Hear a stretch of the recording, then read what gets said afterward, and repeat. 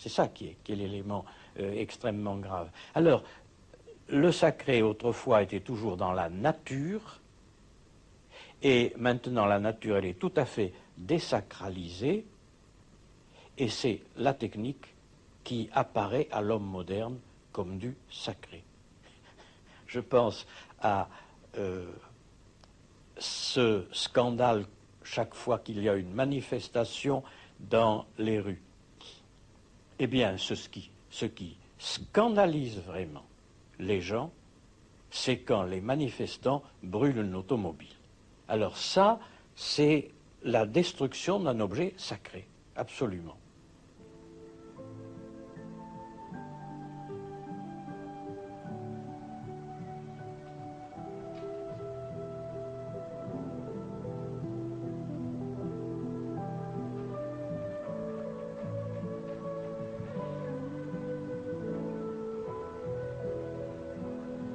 Ça, c'est un des éléments très fondamentaux, une des règles d'interprétation de la technique, absolument. Il faut toujours savoir que tout progrès technique se paie, que tout bonheur de l'homme se paye, et qu'il faut toujours se demander quel est le prix que l'on va payer. Il suffit par exemple de prendre, à l'inverse de ce que nous venons de dire maintenant, quand Hitler est arrivé au pouvoir, on a dit mais les Allemands sont fous, ils ont tous été pour Hitler, ou presque. Bien sûr, Hitler a fait disparaître le chômage très rapidement, il a redonné aux marques toute sa valeur très rapidement, il a fait multiplier brusquement la croissance économique très rapidement. Comment voulez-vous qu'une population peu informée et qui voit ces miracles économiques se produire, comment voulez-vous qu'il soit contre? Il suffisait de se poser la question, quel est le prix?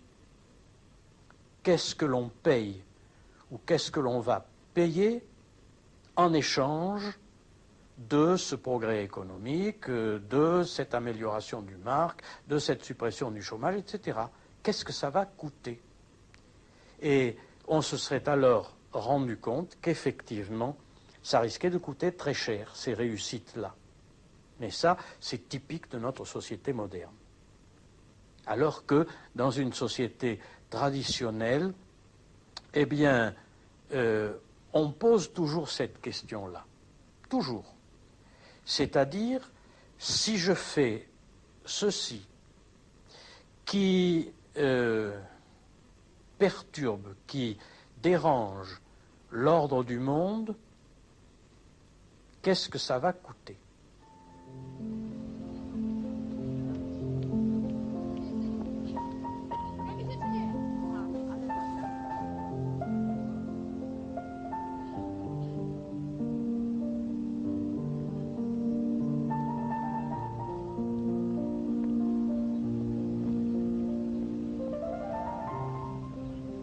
Et la sagesse, ça ne se crée pas par une réflexion intellectuelle, mais c'était une lente transmission de génération en génération, une accumulation d'expériences, et puis c'était une relation avec le milieu naturel.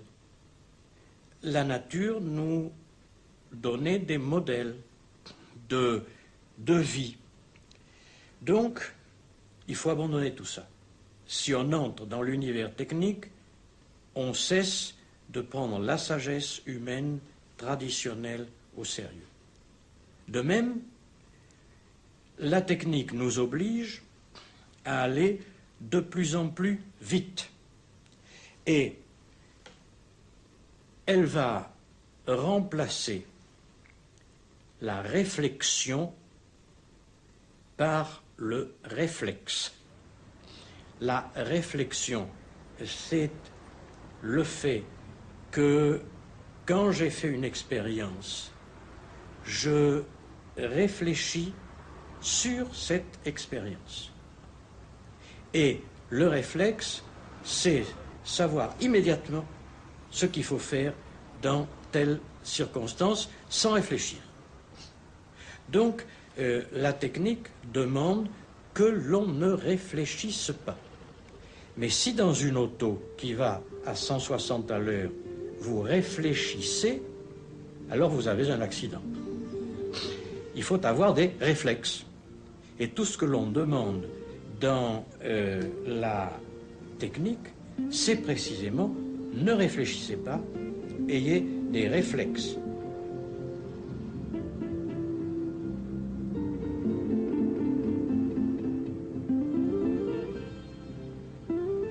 Précisément à cause de l'efficacité, la technique est une augmentation de la puissance et aussi des risques. Puisque nous disions, on cherche l'efficacité, on ne regarde rien d'autre, donc on peut augmenter des risques. Et augmentation de la puissance, augmentation des risques, il faudrait que l'homme soit lui-même changé et assez maître de lui pour arriver à dominer cette puissance et peut-être à ne pas tout utiliser et d'autre part à éviter les risques. Il faudrait autrement dit que l'homme change vite pour utiliser bien, je ne dis pas efficacement, je dis bien la technique.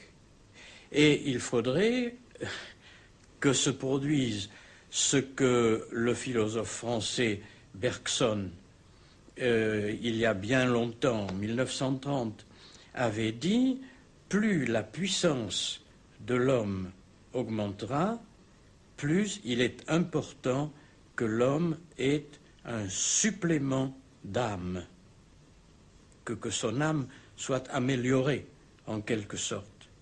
Mais si l'homme continue à n'avoir qu'une idée, c'est la puissance, et on lui donne les moyens de cette puissance, il va l'utiliser le plus rapidement possible, sans tenir aucun compte.